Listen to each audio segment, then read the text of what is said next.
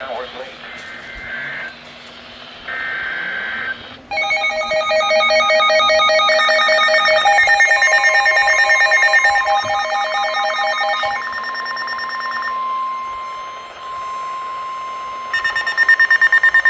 Boletín, aviso de inundaciones repentinas.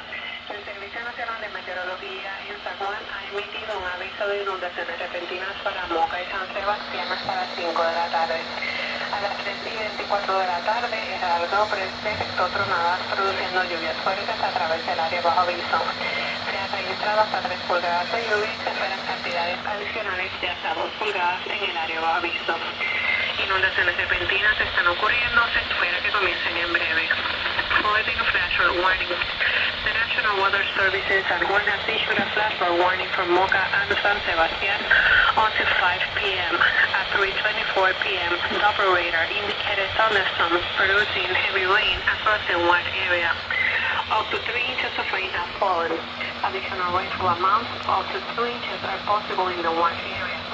Flash flooding is ongoing or expected to begin shortly.